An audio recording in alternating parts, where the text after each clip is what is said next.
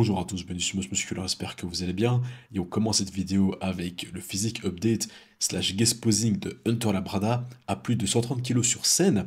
Il n'a jamais été aussi lourd et en même temps aussi sec. Il est relativement propre pour un off-season et surtout beaucoup plus volumineux. Bon, ça sera difficile de ne pas remarquer son pec arraché, bien qu'il arrive à poser de façon à ce que ce ne soit pas trop marqué, pas trop visible. Ça reste quand même difficile de ne pas le voir, surtout sur les poses de face. Je trouve justement même que ça se voit de plus en plus. Je pense pas qu'on le reverra un jour dans le top 5 Olympia. Je tiens quand même à rappeler qu'il avait réussi à se passer quatrième. Mais bon, tant que Nick, Samson, Adi et Derek seront là, ainsi que Andrew Jacked, malgré tous les progrès qu'il fera, je ne pense pas qu'on le reverra se placer aussi haut. Il n'a pas la plus belle ligne, mais ça restera, je pense, un solide top 6. Sauf si Chryso arrive finalement à passer devant. Mais je dirais que ce n'est pas vraiment gagné pour le moment. Mais je pense que c'est quand même assez proche entre les deux.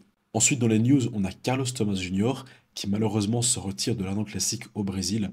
Il vient de vivre un décès d'une personne très proche dans sa famille. Étant en deuil, on peut comprendre qu'il n'est pas la tête à la compétition là maintenant. Donc on verra pas son retour maintenant, on le verra plus tard dans l'année, je l'espère. Et c'est vrai que jusqu'à présent, on n'a vu aucun physique update de sa part.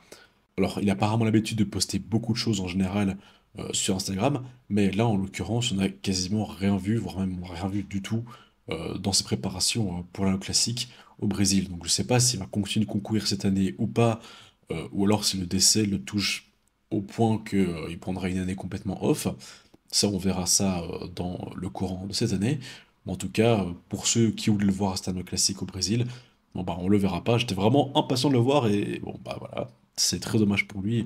Pour finir, on va parler un petit peu de Beros Tabani, le bodybuilder iranien, qui est préparé par Milos Sarcev. Il est à 11 semaines donc de son pro show en Espagne, où il va choper très probablement une qualification Olympia. Il sera aussi présent au salon du FIBO les 12 et 14 avril, et j'y serai aussi, bien évidemment. J'essaierai de faire quelques interviews, donc si vous avez des questions ou suggestions, les commentaires sont ouverts. La plupart des gros noms du bodybuilding international seront présents, que ce soit des pros actifs ou à la retraite, comme Jay Cutler ou Phil Heath. Il y aura aussi Derek Lundford, Kevin LeBron. Vraiment, n'hésitez pas à y aller, ou alors, bon, voilà, si vous n'y allez pas et que vous avez des questions que vous voudriez que je pose à certains bodybuilders, ben, mettez vos suggestions dans les commentaires. Je trouve ici que Berouz est en très très très bonne shape à 11 semaines, et surtout je trouve énorme, il est super massif, il a vraiment bien progressé sur les épaules et les bras, son double biceps de face il est monstrueux. Par rapport à la dernière fois on l'avait vu, c'était en Roumanie, là vraiment c'est un autre homme. Il est toujours un petit peu en retard sur les jambes selon moi, mais il a un physique très très beau, une belle taille super fine, une superbe belle ligne, son masse musculaire de face est excellent.